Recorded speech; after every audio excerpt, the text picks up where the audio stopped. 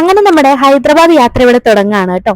വീട്ടിൽ നിന്ന് ഏകദേശം 4 മണി കഴിഞ്ഞപ്പോൾ നമ്മൾ പോയിട്ടുണ്ടായിരുന്നേ. അതായത് ഫ്ലൈറ്റിന്റെ ടൈം 7:30 ചെന്ന് നമുക്ക് ചെക്ക് ഇൻ ചെയ്യാനായിട്ടൊക്കെ ഉള്ള ഒരു ടൈം വേണമല്ലോ. അതുപോലെ തന്നെ നമ്മുടെ 3 പേരായിരുന്നു നമ്മൾ പോയിട്ടുണ്ടായിരുന്നു. ഞാനും എൻ്റെ ചേച്ചിമാരും ഉണ്ടായിരുന്നു.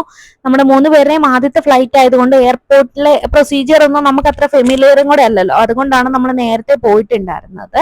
അങ്ങനെ നമ്മളൊരു 5 മണിയൊക്കെ കഴിഞ്ഞതിന് ശേഷം എയർപോർട്ടിലെത്തി. 5-5:30 ആ ഒരു ടൈമിനകത്താണ് എത്തിയത്.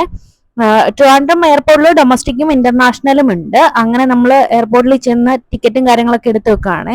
അങ്ങനെ ആദ്യമായിട്ട് എൻ്റെ പാസ്പോർട്ട് എയർപോർട്ടിനകം കാണാൻ പോവാണ്. അപ്പൊ ആദ്യത്തെ ഫ്ലൈറ്റ് എന്ന് പറയുമ്പോൾ നമുക്ക് അതിനകത്ത് ഒരു എക്സൈറ്റ്മെന്റ് ഉണ്ടല്ലോ. പിന്നെ ചെറിയൊരു ടെൻഷനും ഉണ്ടായിരുന്നു. അതായത് എയർപോർട്ടിനകത്ത് കയറിയിട്ട് എന്തൊക്കെ ചെയ്യണം, ആദ്യത്തെ ഫ്ലൈറ്റിൽ കയറുന്നതിന് മുന്നേ നമുക്കൊരു ടെൻഷൻ വരുമല്ലോ. പക്ഷെ ഫ്ലൈ ചെയ്ത് കഴിഞ്ഞപ്പോഴത്തേക്കിനും നമുക്കത് കൂളായി. തിരിച്ചിങ്ങോട്ട് വന്നപ്പോഴത്തേക്കും നമ്മൾ 3 പേര് നല്ല കൂളായിട്ടാണ്, അങ്ങോട്ട് നല്ല കൂളായിട്ട് തന്നെയാണ് പോയത്.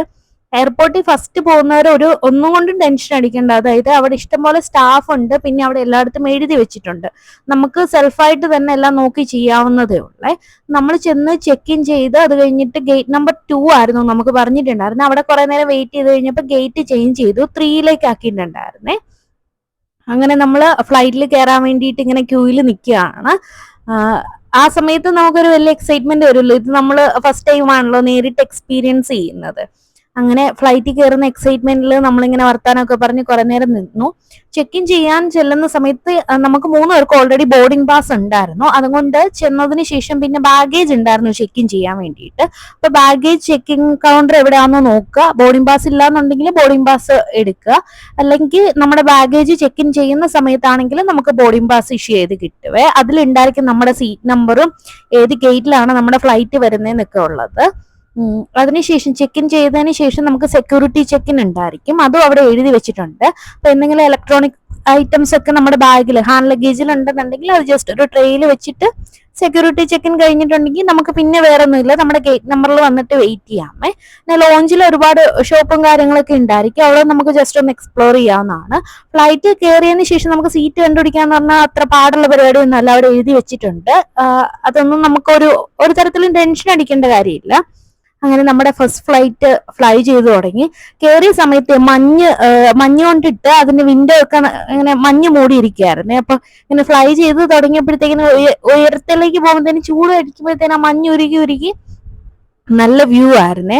അതായത് അങ്ങോട്ട് നമുക്കൊരു മോർണിംഗ് ഫ്ലൈറ്റ് ആയതുകൊണ്ട് നല്ല കാഴ്ചയൊക്കെ കണ്ട് പോകാൻ പറ്റി. തിരിച്ച് നമുക്ക് ഈവനിങ് ഫ്ലൈറ്റ് ആയിരുന്നേ. ഒരു 7:45 അവിടെ ഉണ്ടായിരുന്നത്. അതിൽ നമുക്ക് ഇത്രയധികം വിഷ്വൽസ് ഒന്നും കാണാൻ പറ്റത്തില്ല രാത്രി ആയതുകൊണ്ട്.